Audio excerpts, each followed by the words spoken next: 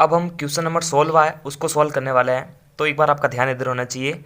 ये कह रहा है कि एक निम्न प्रतियोगिता में आयोजकों ने तय किया कि प्रत्येक विजेताओं को 100 रुपये और विजेताओं को छोड़कर प्रत्येक प्रतिभागी को 25 रुपये पुरस्कार के रूप में दिए जाएंगे।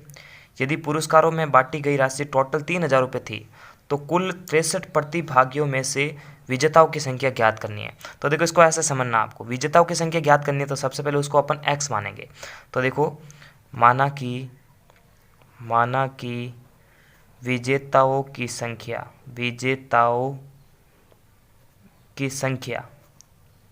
तो जिसको ज्ञात करना होता है उसको सबसे पहले x मानना पड़ता है। इस चैप्टर का रूल्स ही कुछ ऐसा है।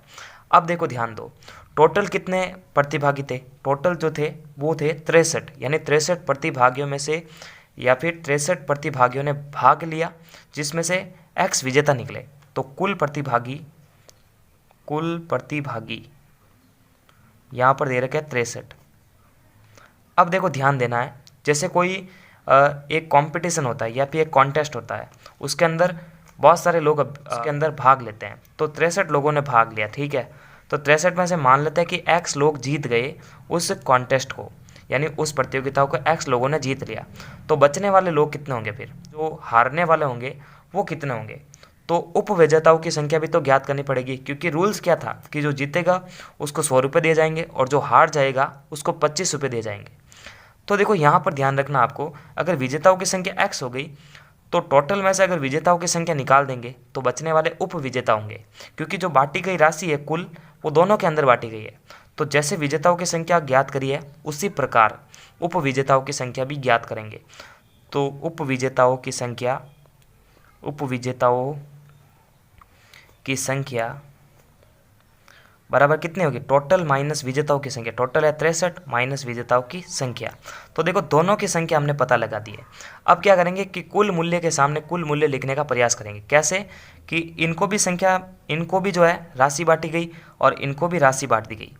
तो रूल्स ये हैं कि जब विजेताओं को जो इनाम दिए गए वो 100 रुपये वाले थे, यानी प्रत्येक विजेताओं को जो है 100 रुपये दिए गए और जो उपविजेता थे उनको 25 रुपये गिफ्ट के रूप में दिए गए। तो टोटल जो मूल्य निकलता है इन दोनों को दी जाने वाली राशि का योग करके निकलता है। तो यहाँ पर देखना, सिंपल तरीके से बताऊंगा, प्रश्नानुसार, ठीक है। यहाँ पर अपन प्रश्न के अनुसार लिखेंगे कि 100 इंटू एक्स। अब ये 100 इंटू एक्स क्यों लिख रहे हैं? क्योंकि विजेताओं को जो है 100 रुपये दिए गए प्रत्येक विजेताओं को, तो एक्स संख्या है। तो देखो कैसे भी, जैसे मान लो अपन कि एक पेंसिल का मूल्य 10 रुपये है, तो 5 पेंसिल का मूल्य कितना होगा? ऑटोमेटिक 50 रुपये होता है। तो उसी प्रकार विजेताओं की संख्या अगर x है तो 100 रुपये अगर प्रत्येक विजेताओं को दिए जाएंगे तो टोटल मूल्य कितना होगा? 100 इंटू एक्स, ठीक है। तो प्रश्नानुसार विजेताओं को बांटी गई राशि जो है वो है 100 इंटू एक्स, यानी 100x रुपये। उसी प्रकार उपविजेताओं को बांटी गई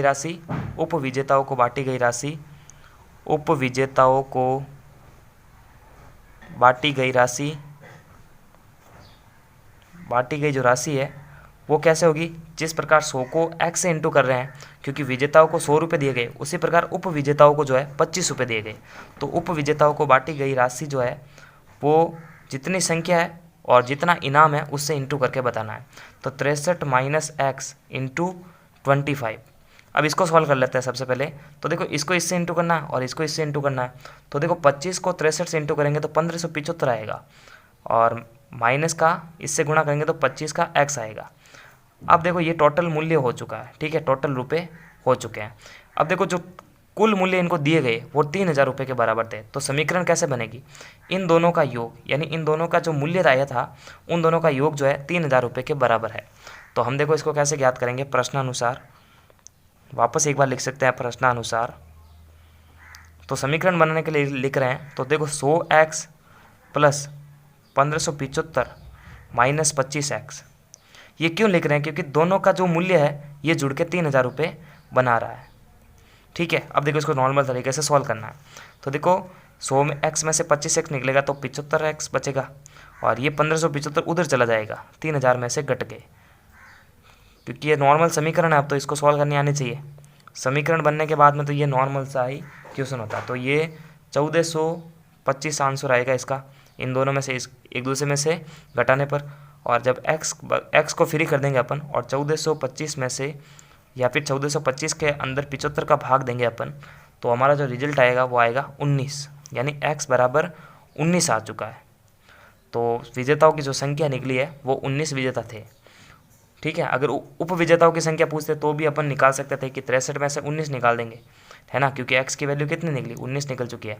तो ये बहुत ही सिंपल सा क्वेश्चन था, इसको एक दो बार रिपीट करो, ये समझ में आ जाएगा। तो पूरे चैप्टर की प्लेलिस्ट की लिंक आपको वीडियो के डिस्क्रिप्शन बॉक्स में मिल जाएगी। नमस्कार, थैंक्स फॉर वॉचिंग।